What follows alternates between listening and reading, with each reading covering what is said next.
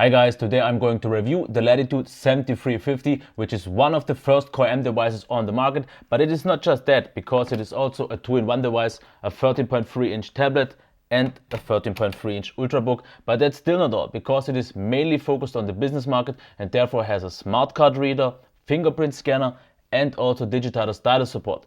This all makes it a very versatile and capable workhorse for on the go. But how good it actually is and the overall qualities we will see soon in my full review. Let's damn it.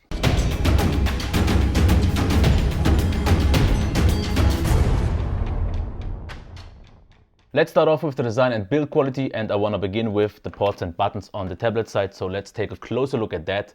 On the left hand side we have the headphone jack, at the bottom we have the stereo speakers, ports and connections for the keyboard dock, and here is the power dock if you want to charge the tablet separately. On the right hand side we have the Kensington lock, volume rocker, Windows button, and at the top we have the power button. At the back we can see the smart card reader, fingerprint scanner and the camera. That's it for the tablet itself. Let's check the keyboard part now. On the left hand side there is nothing, also nothing at the front. On the right hand side we have a full size SD card reader, which is quite nice because the whole SD card sinks in it. At the back you can see some nice large rubber feet for really good grip, and all the ports are on the back. Here we have USB 3.0, mini display port, Kensington lock once again, USB 3.0 again and the charging port. As for the keyboard itself, I have to say I am really impressed and really pleased with the keyboard. You have lots and lots of key travel, great haptic feedback, and it's also a quiet keyboard. Because when you type you don't hear all these clicky sounds. Really pleasant, really great, and I would maybe even prefer this over the MacBook Pro, which was my benchmark so far, but this I think is even better. Otherwise, for the touchpad, not grippy, not sticky, not anything, really nicely sized. Multi-touch gestures work fine, so it is a really solid touchpad, which isn't a really usual thing for Dell. As for the whole unit complete, the device weighs 1.66 kilos, the tablet 920 and the keyboard dock 760. So in overall it is a little bit bigger and also heavier than the usual Ultrabook, but therefore you have the tablet and convertible function. So this is quite nice. Also the materials they used are nice. We have this plastic here and this metallized finish, but it is not really maybe the sturdiest one because the review unit already has a dent. As you can maybe see here, it is nothing major, but otherwise in overall it is quite nice. Maybe not the sturdiest one, but there are also a few caveats because as you can maybe see here, the device can't be opened with one hand. It will just go up. So you will need two hands, and because it is a tablet you don't have the biggest hinge, and the tablet being itself heavier, this is the maximum angle you can get to open the device so it won't flip over. That's maybe okay because the angle still worked fine, but what I also don't like, when you close it, as you can see here, it will just snap. This is maybe not the biggest issue, but a little bit of details. So what I don't like so much also are the ports at the back, because if you are using it like that and maybe on your laps and you have USB drive sticking out, it could be a problem. With a small thing like that it is no issue at all, but it works quite nice and overall it is good. But I have to say they could have made it maybe a little bit more solid, because if you can hear, it sounds a little bit shallow. It is quite nice overall, nothing really to complain. The ports are not the best, the hinge is just a little bit too stiff, but therefore the keyboard is amazing and the overall idea is quite nice after all. Let's head over and talk about the display. We have a 13.3-inch IPS display with a 1080p resolution, and I think this is the right compromise on a 13.3-incher because you don't have really any scaling issues, so this is fine. The resolution itself is way more good enough for a really sharp screen, and for the qualities itself I have to say whites are absolutely perfectly balanced, nothing to complain, not too warm, not too cold, exactly right, really pleasant to look at. Also blacks very deep and especially good for watching videos because all the details are really nicely shown here, and this is where it shows quite an advantage over for example the MacBook Pro. Colors also very nicely balanced, not oversaturated, not too dull, really nice and vibrant. As you can also see, they look quite vivid, really nothing to complain here. And also the viewing angles, as you can maybe see here, absolutely stable. It doesn't show maybe that well on the camera, but I have to say these are one of the maybe best viewing angles I've seen so far on any Ultrabook. Very stable, very solid. So in overall, I have to say this display is an absolutely great display, and they did a really good choice in choosing a 1080p, maybe over a 3K display or something like that. A really good overall qualities, nothing to complain here, and it's almost on par with the MacBook Retina Pro display, and it gets my highest recommendation. Let's cover the sound now, because we know the display was great, but what about the speakers? And first I will show you with Dell Max Audio 3 off, and then with on, just maybe you can feel the difference, and I will talk about that later then. Hello, I am Damir, and this is the Damn Jam Podcast episode 2. Along with me, as always, Jamal the Voice, and in this CES 2015 special, now with Max Audio on, interesting stuff that happened on this year's Consumer Electronics Show. We will cover everything from smartphones over to wearables, but also PC and Windows machines in general. Okay, so my thoughts here. We have bottom-facing speakers on the tablet side. It wasn't that bad. I didn't really block them too often. And when I had it in Ultrabook mode, it was quite okay, because it did reflect a little bit here on this bottom part. That is quite nice. But as for the audio qualities itself, I'm not that impressed, because it wasn't maybe that noticeable on the microphone, but with Max Audio off, the sound is a little bit too low in terms of maximum volume. With Max Audio on, it is okay, but the overall qualities are a bit of a hit and miss, because bass, don't expect any of that here. Mids are okay, and this is mostly treble, which isn't the biggest problem, but the issue here is from time to time, and maybe this is a defect of this device, but sometimes with Max Audio on, it starts to distort at high volumes a lot. And when I say a lot, I mean really a lot. I never had any device with such extreme distortions, and after I did a factory reset for some cause, it didn't happen as often. It still did from time to time, but not as bad, but it still does distort, and that is the biggest letdown. So in overall, the sound without distortion would be okay, but with these distortion, it's at best bearable, because the sound qualities overall just aren't really good.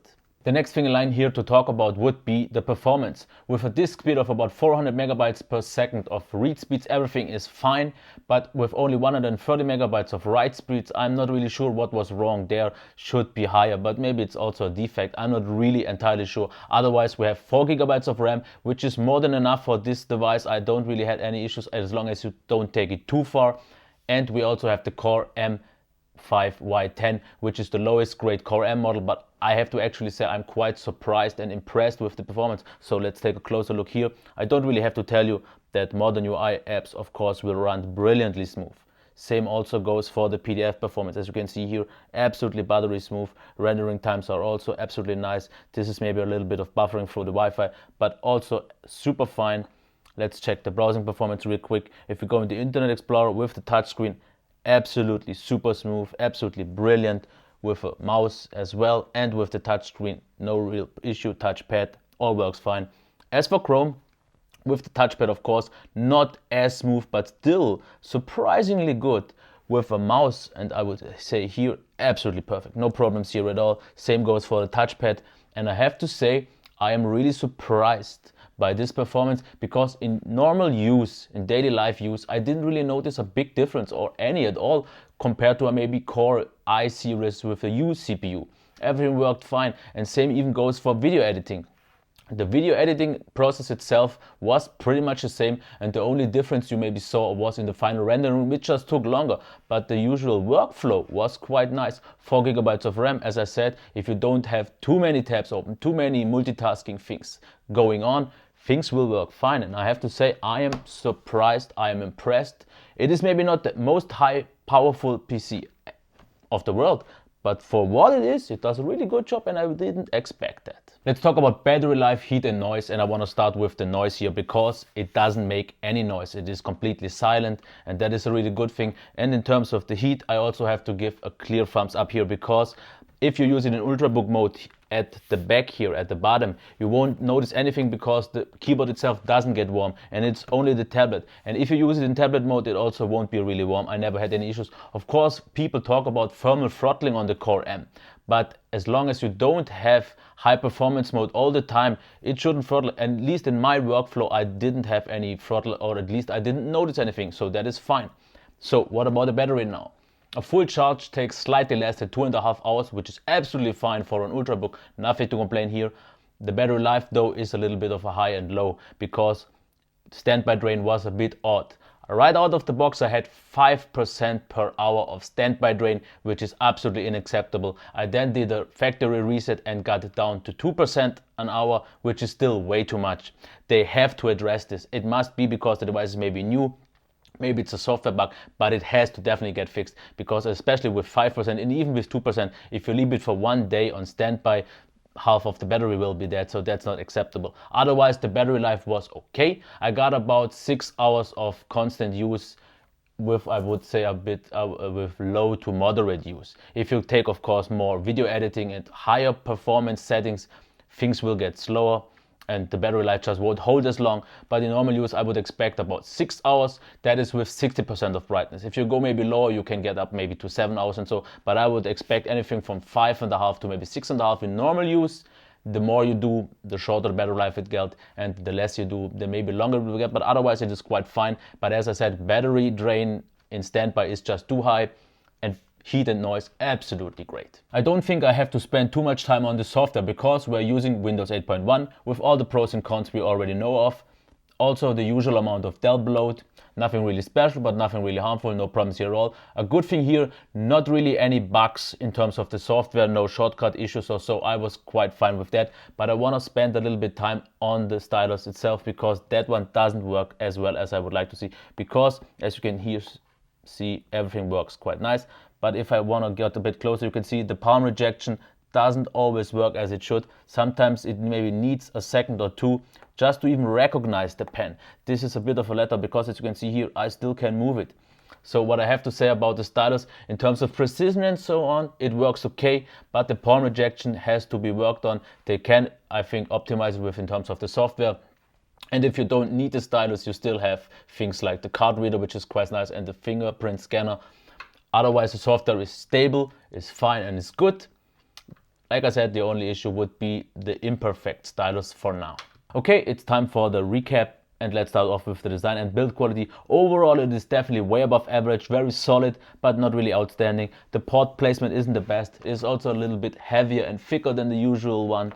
The material isn't the very best, but therefore you get a really great keyboard, a good touchpad, and as I said, in overall, it's a good device. In terms of display, absolutely fantastic, really bright, really sharp, great calibration. I have to say they did a smart decision going for 1080p and nothing higher. The job gets done because no scaling issues and so on. As for the speakers, not so impressed, quite disappointed actually because of the distortion. Without the distortion I would have been fine, not really impressed or anything else, but with the distortion, like I said, a little bit disappointing. In terms of performance, you have to remember Intel Core M, so don't expect any quad-core performance or so on, but in daily use I didn't really notice also any difference to an i5 Core U series, so quite okay with the performance, nothing to really complain. For what it is, as a portable Ultrabook, performance should be good enough as long as you don't need any heavy tasks. In terms of battery life, as I said, the standby drain not so good. Battery life with 6 hours should be okay, I would say. In most cases it should be fine. Heat and noise, absolutely fine, since there is almost none of those.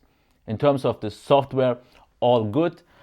Okay, the stylus didn't work as well, but otherwise the software was completely stable and fine, nothing to complain here. So that's it for the overall qualities. I think it's time to talk about who this device is meant for. Of course, since it's meant for the business market, we should remember that, but I also could recommend this device for the casual person if it doesn't need the fingerprint scanner and the smart card reader. He just doesn't have to use it, but I think a lot of people know to love the stylus, even if it doesn't work that well yet. But otherwise, like I said, you get overall very good qualities except of the sound.